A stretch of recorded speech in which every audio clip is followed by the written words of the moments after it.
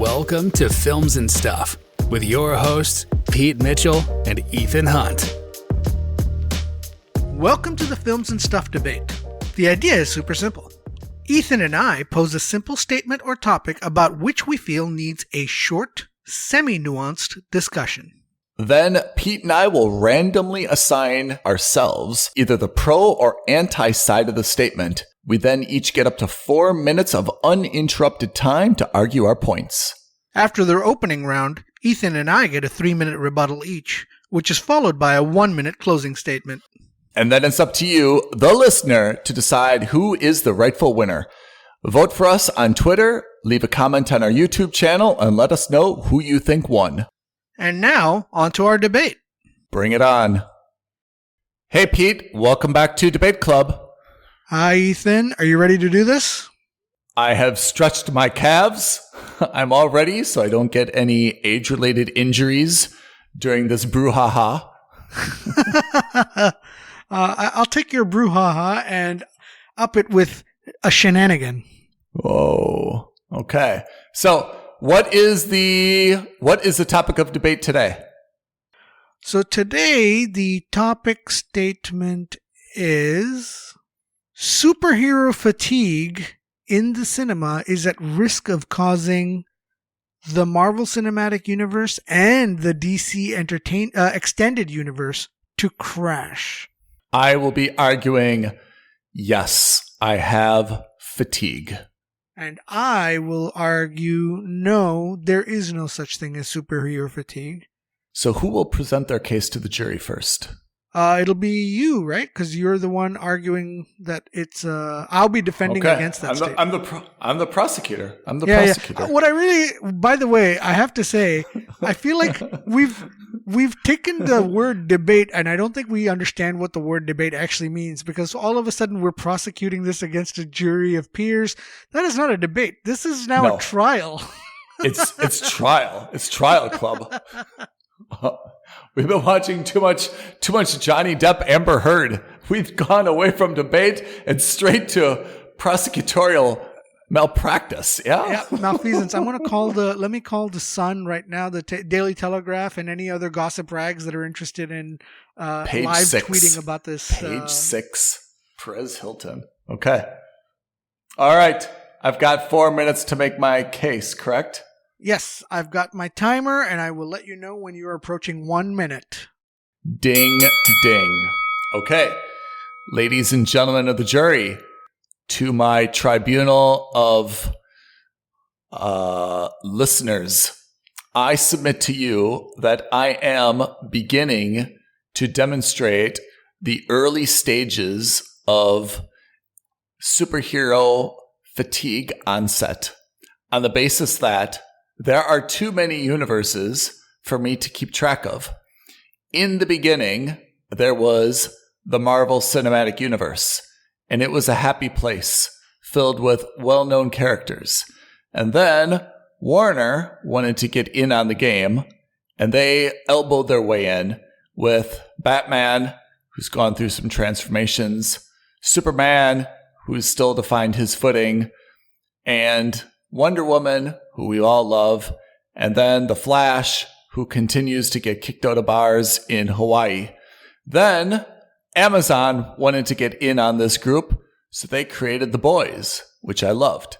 Then, not to be outdone, Netflix decided to throw some dirty money at this, and they created Guardians of Justice, taking both Guardians of the Galaxy and Justice League names in the ultimate demonstration of no creativity whatsoever. So my fatigue, and to add one more, MCU is starting to now add the television series as well. So it's no longer just on the big screen. We had, what did we have with Elizabeth Olsen? And then we have the Moon Knight. And there are so many that I'm even forgetting them in my opening argument. So I'm starting to get fatigued because there are too many different universes to follow. The storylines are either repetitive or they're so berserk as to not be able to follow. Let me just add one more thing that popped into my mind. And that was what's this guy? The guy who shoots a bow and arrow for Avengers. Hawkeye. Pete, help me out, Pete. Hawkeye. Do you see how many there are? We're forgetting them all. I even need to refer to Pete. So, ladies and gentlemen of the jury, I submit that I'm starting to have superhero fatigue because there are simply too many films and series to keep track of. I'm getting them all confused. They're becoming mixed up. And yet, there is an unending amount of aliens and Egyptian deities and other gods, both within the earth, such as Eternals, outside the earth, in multiverses, other planets, and other cases to keep track of. Thank you. Beat that, Pete. Let's see what you got for the jury. All right, ladies and gentlemen of the jury, let me begin by saying superhero fatigue is the concept of fatigue because of superheroes is utter nonsense. The way I see it is that superhero movies 10 years ago, 15 years ago, were certainly a genre. They followed a formula. It was more than just formulaic, it was predictable because of it. However, I would argue that in today's day and age, superhero movies are no longer genres. They're at best a subgenre, and under which they are protected by the umbrella, or not protected, but they are under the umbrella of the main genre. Let me give you some examples. For example, you've got something like Ant-Man, which was really not a superhero movie. It was a heist movie, right? It was a heist comedy with superheroes in it. Or if you look at something like Aquaman, and I know Aquaman wasn't everyone's favorite. I myself didn't like Aquaman. But Aquaman on its own, if you look at it, also not really a superhero movie per se. Yes, of course, you have the origin of Aquaman in there. But at its core, Aquaman was an adventure movie just like Indiana Jones was. They were after some artifacts and so forth. It coincidentally happened to have superheroes in it.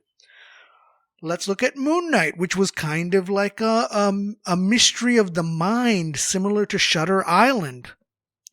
Or if you look at the upcoming Doctor Strange 2, directed by Sam Raimi, which has been acknowledged as potentially being the first horror movie in this genre, in this so-called genre of superheroes.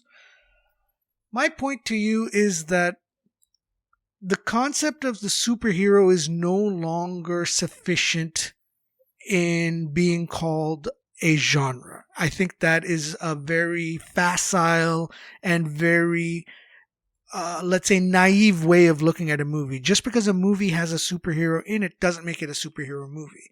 That's because, with all due credit to the fine directors and writers of the Marvel Cinematic Universe, they've seen that those movies are really driven by characters and by drama and by nuance. And nuance doesn't come from being able to fly or being able to lift a car. It comes from the interactions between two people. And that could be whether you're a superhero or not. It's the fact that Spider-Man can shoot webs and fly across the sky is irrelevant. And that's why I think superhero fatigue, not really a thing. If you're fatigued with superhero movies, I put it to you that you're fatigued with movies of that specific genre in total. Thank you. That, Pete, was a very eloquent opening. I think your statement at the end was aimed at me, and I do not appreciate that subtle slinging of arrows. Oh, no, that wasn't subtle at all, my friend. Okay, ladies and gentlemen of the jury, I would like to rebut the statements made by my learned friend Pete on the basis of a few things. The first is that I do not have entertainment fatigue. In fact, I watch more movies and more television shows now than ever, and I'm absolutely not at a point where I want to reduce that or that I'm getting bored with this type of lifestyle. Just the opposite. What I'm becoming fatigued by is a set of storylines that are either not changing or have become so convoluted and complex that they simply do not make sense and are bent around set pieces to showcase a parade of celebrities who are desperate to get their names within superhero movies. We are essentially creating all-star games where everyone wants to kind of get involved so that they've got this recurring revenue and this platform for celebrityness that they can use to fund other projects that they probably are more passionate about. So with the all-star game format, I'm finding that I'm learning less and less about my characters. There are very few emotions. There are no true love stories. There are few actual friendships. You think about Wonder Woman, who had her relationship with Steve. Now Steve is gone. Spider-Man had a girlfriend. Maybe the girlfriend is gone due to the multiverse. Apart from those two, there's really no romantic relationships, and you'd be hard-pressed to find any two superheroes that are even friendly towards each other. It's simply a basketball all-star game where you put 5 incredible names out there and you shift the camera one by one, let them do their set piece, and then continue on to the next part of the movie with less and less coherence in terms of what is happening or why it is happening. And as we outgrow Earth, then we move into the universe. And as we outgrow the universe, then we move into the multiverse. And while I do appreciate the creativity, and it does inspire quite a lot of thought, the fact that we're starting to get so convoluted in terms of plots and storylines only means that if you don't watch every single movie out there from every single universe, you'll be left behind and you simply won't be able to watch something because you won't understand the background or the backstory. And this, my friends, is called fatigue when you are forced to do something simply because you cannot miss what is coming next. Thank you. All right. I like what you've said there.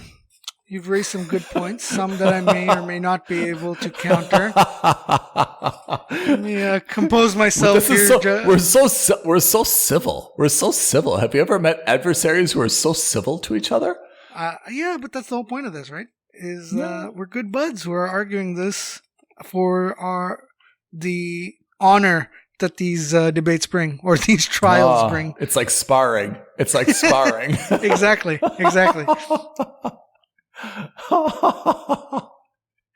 All right. All right, Pete. For my rebuttal, I would just like to say, first of all, if you really look at the superhero landscape today, there's really only one universe, and that is the Marvel Cinematic Universe. The DCEU has kind of flipped and floundered around. They exist, but do they, don't they?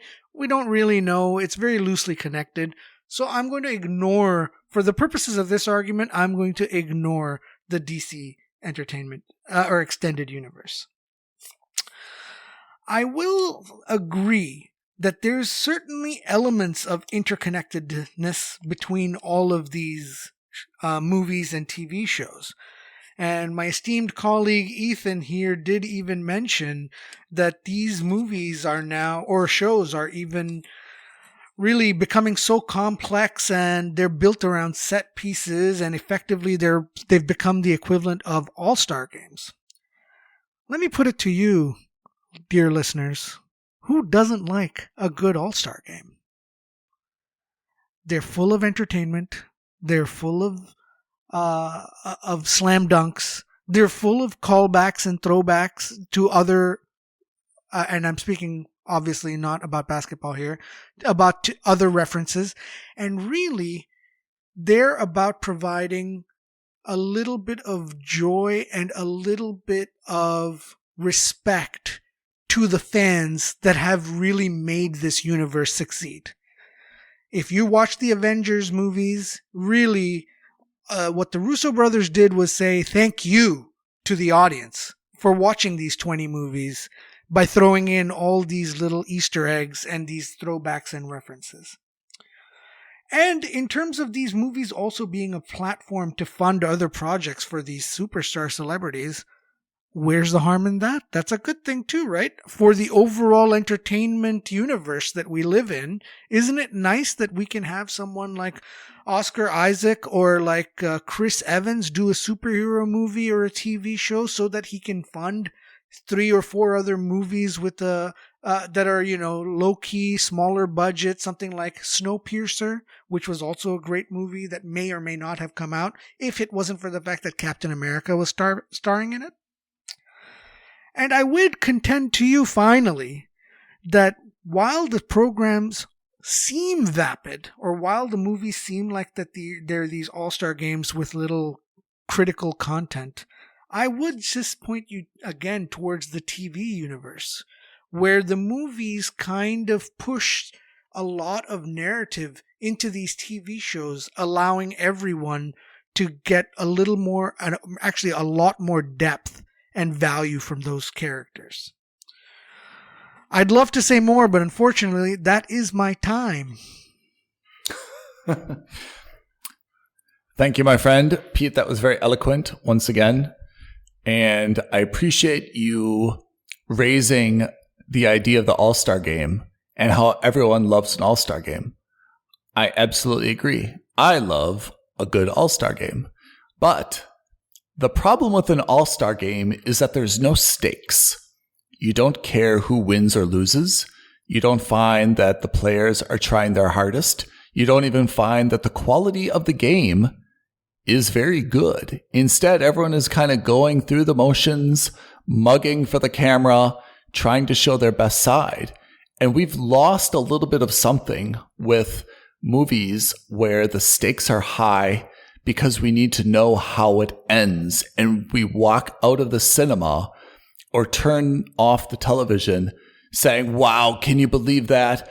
I wonder what happened. I bet he got the girl. I bet they went along in peace. I bet they got this.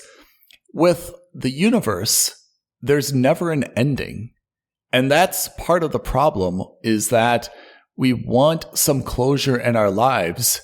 We're not just going to the cinema to waste 2 hours of our time watching our favorite characters smirk and smile and frown and throw a few punches. We're looking for something that inspires us. We're looking for an ending that puts us in shock or awe. We're looking for something that changes the way that we think about something before we went to that movie or watched that television show.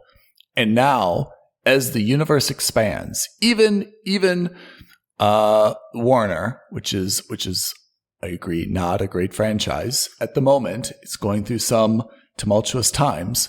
We're not really getting the closure that we want or really seeing anything that changes our expectations or causes us to gasp.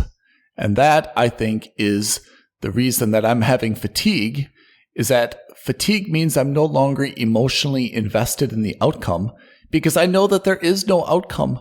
No one is going to die off. The world is not going to end. Everyone is going to live to fight another day, whether on this planet or a different planet or a different universe even. And that, ladies and gentlemen, is why I have onset fatigue. So I will just say that was such a beautiful statement that I have no problem with the fact that you went well over time. Even though in parliamentary procedure, you would automatically have been disqualified. But that's okay.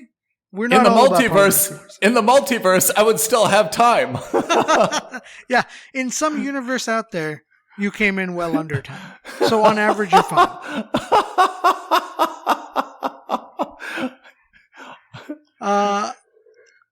Ladies and gentlemen of the jury, my colleague Ethan here has presented us with some ideas about how superhero fatigue is a thing And ultimately, it's a thing because, superhero movies seemingly have no end and provide us with no sense of closure. I would argue that superhero movies shouldn't necessarily have a sense of closure. Because what is the purpose of a superhero film or a film that has a superhero in it? I believe that superhero movies exist as an outlet. They provide us with a source of inspiration and a source of morality and a way to guide us with what is right and what is wrong and how do we stand up to what is wrong in this world today. In that sense, I believe that superhero movies aren't just entertainment, but they provide us with a way of learning about us as people and about how we can affect change to the planet. And that's why I think that not only should we not worry about superhero fatigue, which I don't think is a thing, but that we should embrace more superhero movies. Thank you very much. Wow. Shocking last statement to the jury. Putting it all on the line, That's right. Pete. Not just fatigue. We should continue pump more heroin into the system. I love it. Yeah. I mean, look, maybe not heroin, methadone, controlled substances. Look, I think in any case, I'd love the listeners to vote. Let's put the poll up, see if people are starting to get some level of fatigue. That being said, I do love superhero movies. I know Pete does as well. So I'm not sure that we entirely agree with my position, but there are some elements that I certainly would agree with yours as well. Yeah. Yeah. Okay. Very good. So thanks for joining us this episode of Debate Club, which turned into Law and Order Club. And we'll be back next week with another debate. Yeah. Perfect. Thank you, everyone. Thank you, Pete. Have a great day, everybody. Bye, guys. Thank you for listening to another episode of Films and Stuff. If you haven't already, please subscribe and review on Apple Podcasts, Spotify, or wherever podcasts are downloaded. Films and Stuff. There is no substitute.